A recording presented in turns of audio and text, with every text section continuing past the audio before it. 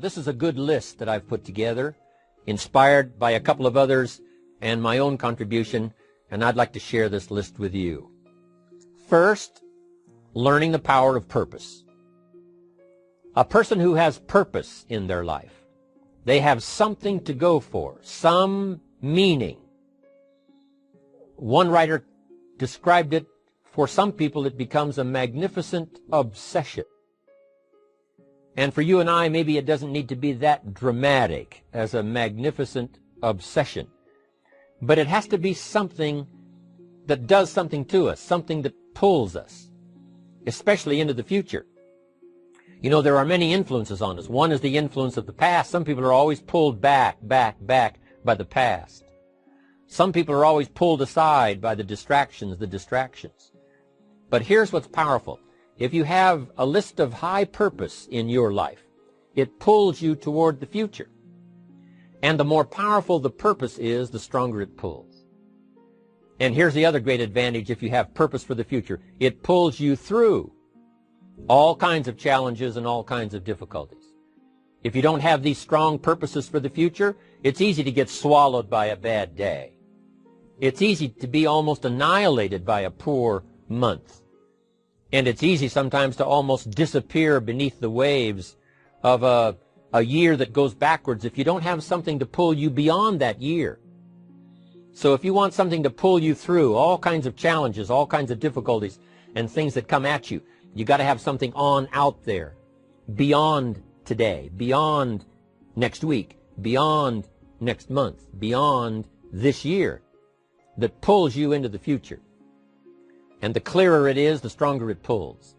The more dynamic it is, the more it affects your life, your spirit, your heart, your soul. It also creates imagination.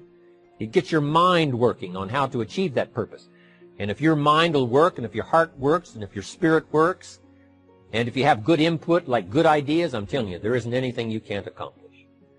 So that's one of the great powers that'll make a variable of you, and that is purpose. Here's the next one, self-confidence.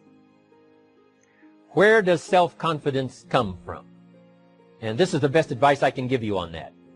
Not neglecting, first of all, the small daily disciplines. Self-confidence really comes from feeling good about yourself.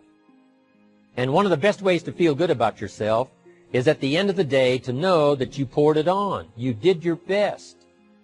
If you conducted a meeting, you did the best you could. If you made a phone call, it was the best phone call you could possibly make. If you wrote a letter, it wasn't a casual letter, it was your best letter. At the end of those kind of days, when you feel good about yourself, self-confidence starts to rise. You know that if you can have this kind of a good day, you can have another one the next day, and those days become the weeks become the months, and the month becomes a powerful year. Self-confidence comes from the lack of neglect. If you will not neglect to do the small daily disciplines, that's where self-confidence comes from. Part of good health is self-confidence. I know I'm going to be healthy. I take the Herbalife products. I eat the apple a day. I walk around the block. I do the jogging on the beach. At the end of the day, when you've really poured it on and you've done all the stuff, self-confidence grows. That self-confidence affects your health. It affects your future. It affects your psyche. So this is true. One of the great powers is self-confidence. Self-confidence means willingness to do whatever it takes to achieve. Some people say, well, I'll do it for a little while and see what happens. You know, I'll try a couple of things. If that doesn't work, I'm out of here. And all of us know that that kind of person doesn't have much of a future. But if you're willing to do whatever it takes, if I have to learn a couple of things, I will learn those things. If I got to learn 5 or 6 things, I'll learn all 6. If I have to take an extra class, I'll take an extra class. If I've got to read the books, I'll read the books. If I have to consult with people who know more than I know, I will do the necessary consulting. Whatever it takes, I will do. That starts to develop unbelievable self-confidence. Self-confidence also comes from the ability to rise above your circumstances. To rise above what happens, the petty little things, the discouraging things that would sink everyone else's ship except yours, that would cause someone else to quit early in the day, but you keep going. That kind of willingness to overcome all circumstances, whether it's the little challenges or the big challenges, if you're willing to do that, I promise you, this kind of power will work for you, and in you, the variable, it'll make a difference. The third on the list I had was enthusiasm.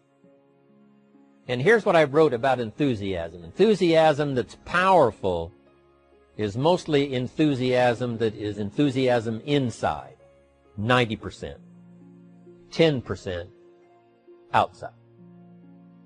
We all know what the enthusiasm is like when somebody lets us see their enthusiasm, which is like the 90%, and only 10% of it is inside.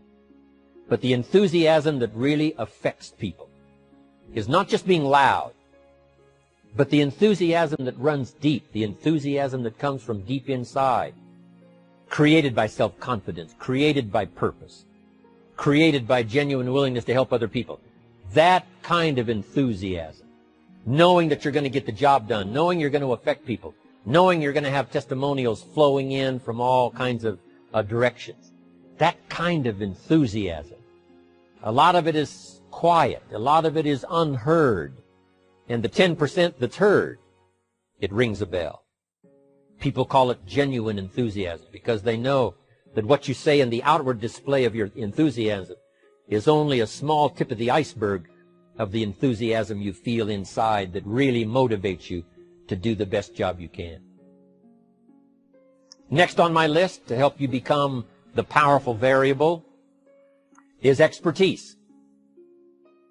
Wanting to excel in all of the skills and settling for nothing less than an outstanding performance. If you're willing to be the best in your field, if you're willing to demand of yourself excellence in skills, to be the best that you can possibly be, in the training, do the best you possibly can. In doing a workshop, do the best you possibly can. Developing the skills of using your personality, developing the skills of language, developing the skills of influence, developing the skills of organizing. If you're willing to be an expert in all of the skills, Herbalife has the way for you to invest those skills and not only make a handsome living, not only make a lot of money, but if you would so desire and if it would be your purpose, a chance to make your fortune. Expertise, excellence in skills. Here was the next one on my list, making a powerful contribution to you, the variable, and that is preparation. Well prepared. And preparation, of course, involves a whole lot of things. A big share of our life is preparing, getting ready. When we go to the first grade in school, we're just preparing for the second grade. After we've finished 2 grades, the 2 grades prepare us for number 3. Sometimes it seems like a long, excruciating time. And the time will just seem like it'll never come when we can finally have the performance that we really want. But it takes time to prepare. It takes time to get ready. And the decisions you make in the preparation time, those are the decisions that last for a lifetime. Preparing to have a good day. It's that preparing, maybe the night before, maybe the couple of days before the day that you're going to put everything together. The preparation for a meeting means that you've taken it serious. The preparation for doing a workshop means you're serious about the workshop. You want to make the best contribution. That kind of preparation is important. But here's preparation that's very vital, and that is to prepare yourself for success. Life seemingly does not wish to waste success on the unprepared. Life says, why waste a fortune on this person? They're not prepared to do the right things with it. They're not prepared to use it wisely. If a fortune was bestowed upon this unprepared person, it would probably be wasted. The people that could have been touched won't be touched. What could have been done won't be done because this fortune will have been wasted on the unprepared person. So not only look for fortune, not only look for the promise, but prepare yourself. And ask of yourself, what can I do to make myself ready? Because remember, life was designed not to give us what we want, not to give us what we need, but life was designed to give us what we deserve. Every value in life must be paid for. And those that pay are the ones that get it. It says those that give receive. Someone says, I wish to receive, I wish to receive. You don't have to concentrate on receiving. Just become a good giver. It says those that search will find. Someone says, well, I need to find some good ideas to help change my life for the future. Then to find good ideas, that doesn't come because you need them. It comes because you search for them. If you want good ideas, you got to go after them. You got to go to the class. You got to go to the workshop. You got to go to the training. Go to the book, right? You got to go to the journal, right? Go where good ideas are being taught. Go searching, go looking, because good ideas are not going to be wasted on those that are not seeking, searching, well prepared. So, prepare yourself to be ready for fortune when it comes, to be ready for challenge when it comes, to be ready for opportunity when it comes. Opportunity comes along and passes by the person that is not well prepared. I want to prepare myself this year for next year. Yes, I wish to be effective this year, but I'm also thinking of ways, how could I be better? How could my ideas be more powerful? How could they be sharper, more clear? How could I reach some people next year that I perhaps can't reach this year? I haven't reached deep enough into my own soul to affect some people. Some people just pass by and say, hey, what a good speech. But how could I make it stronger than that, deeper than that, more powerful than that? I cannot be as powerful as I could be next year. You know, you can't go to the 10th grade in the 5th grade. You just got to go through the grades. But the more you are prepared, when the 10th grade finally comes, now you can cash in and get 2 times, 3 times, 5 times more value from it by being prepared. I want to do my best this year for Herbalife, but I also want to get ready for next year, 1999. And then when the year 2000 comes, at the turn of the century, I want to be well equipped by language, by instinct, by temperament, by personality, by influence, to really be valuable the year 2000, 2001, 2, 3, 4, 5. That's my goal. I'm sure it's your goal. Now here's the next one. There's great power in self-reliance. Self-reliance means you simply look mostly to yourself. It would be nice if someone just gave you this, gave you this, gave you this. It would be nice if everyone did their job exactly as they're supposed to do it. But here's what you've got to do. Primarily rely on yourself. Primarily say, I'm the person responsible. And I will learn the necessary skills so that I can help people learn their skills. If I need lots of people to do certain things to build my organization, that is what I must have. But I've got to be the final backstop. I've got to be the final one that people can rely on. So that if this is missed and this is missed, I can catch up. I can fill the gap. I can do the job. We have to do it when we conduct meetings. We have to do it when we conduct training. We have to do it when we're in a class of just a few. What someone might have missed, we're there to fill in. Self-reliance. Primarily, we're learning to count on yourself. So that you can do this. Never complain and never explain. Here's the next key power, and that's image. There's many parts to image. The image that others see you as. The image you have with other people. And it's very important how other people see you. If they don't see you as a leader, chances are they won't pay attention. If they don't see you as being in control, chances are they won't have the trust. If they don't see you as knowing where you're going, what you want to accomplish, they probably won't follow. But if people can see you, if you have the image of someone that's in charge, in control of your life, your future, your destiny, in control of the situation, if they see that, that kind of image is powerful. It helps to win the day. It attracts other people. People want to be around people that are in control, that are powerful, but they know how to use their power. Influential, but they know how to use their influence. That kind of image is important. But here's a very important image, and that is your image of yourself. self. The way you dress, the way you talk, the way you think, your capacity for learning, all of that is an important image that you have of yourself. The image that you have that if it needs to be learned, you could learn it. If there's a book that needs to be mastered, you could master it. If there's a skill that needs to be learned, why couldn't you get busy now and learn that skill?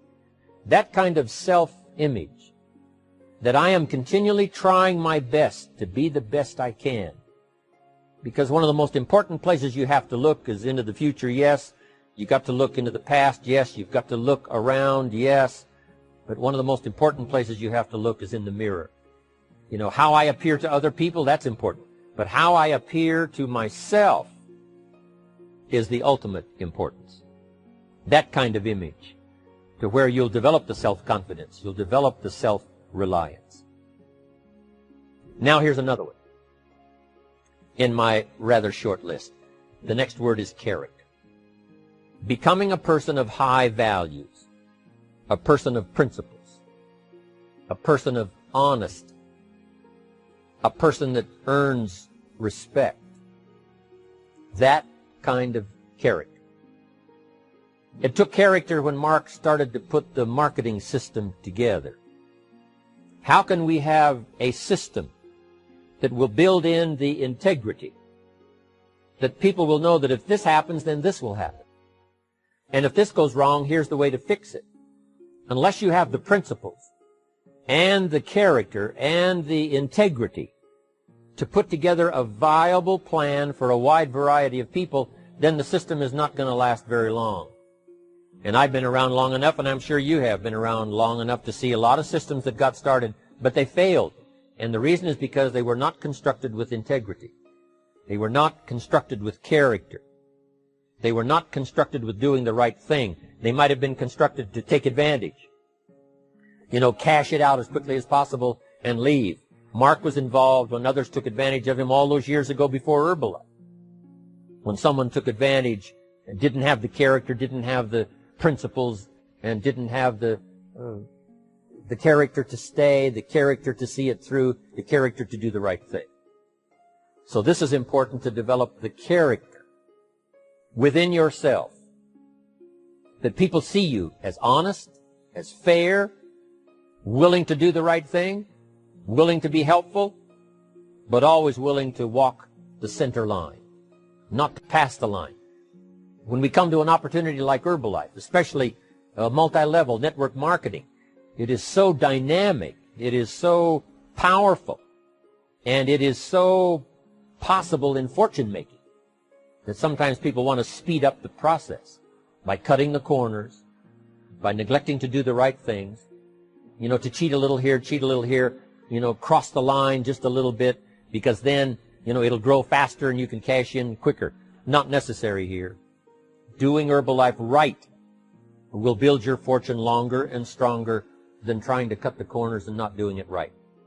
If we'll have the integrity that Mark had when he started it, and keep perpetuating that we will do the right thing by the marketing system, the right thing by a distributor who has a customer and they take care of that customer belongs to that distributor. That kind of integrity in the marketing system, the kind of integrity we have among each other, the kind of character we have to rely on each other, because here's what we cannot do. We cannot do this by ourselves.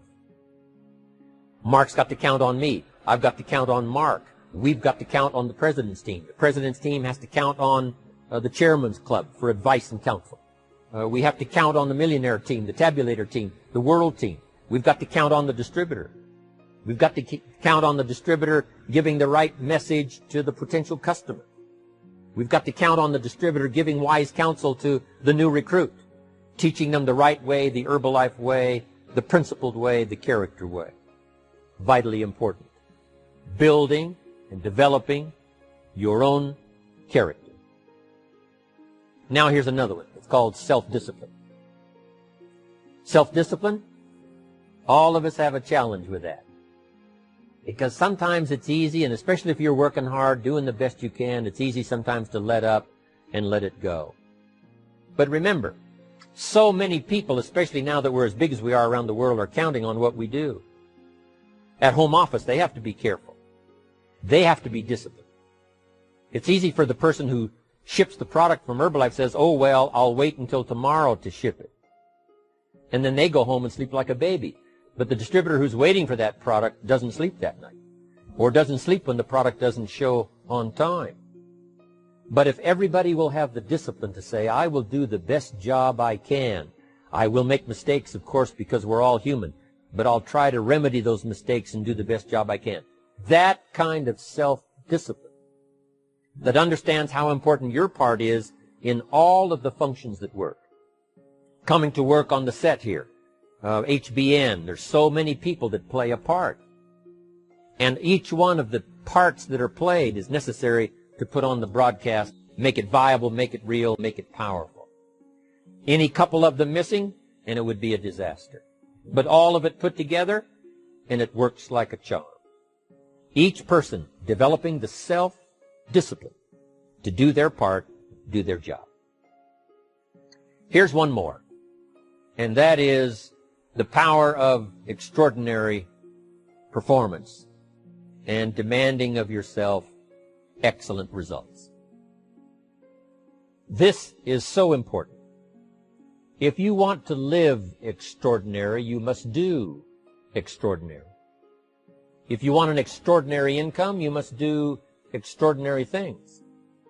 If you want an extraordinary fortune, you must go with the demands of what it takes to have that fortune.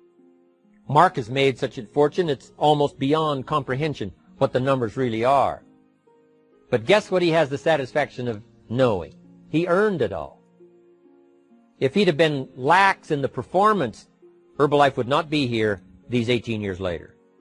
Herbalife would have been a footnote in multi-level history. But because he performed year after year, the 3rd year and the 5th year, and the 7th year and the 10th year, and the 12th year and the 15th year, and now performing well in the 18th year, I'm telling you, that's what makes it such a viable fortune for Mark personally, of course, because he did the job. If we would ask of ourselves that kind of performance, and you've got to ask it of yourself. You know, I can't ask it of you. I would try to inspire you. I would try my best to share with you what it might taste like, what it's like to finally make your fortune. It happened for me. But here's what you must do. You must demand it of yourself. Society does not demand that you not have a heart attack. But if you want to escape having a heart attack, you must demand it of yourself. Society doesn't demand that you take Herbalife and improve your health. You have to demand it of yourself. Society doesn't demand that you jog around the block every morning. But if you want good health, you must demand it of yourself. Society doesn't demand that you read a couple of books a week and improve your intelligence and your knowledge. That you must demand of yourself. Society does not demand that you build a financial wall around your family nothing can get through. That's not a demand of society. But you must demand it, if you wish it, you must demand it of yourself. Society doesn't demand that you learn a list of 10 skills.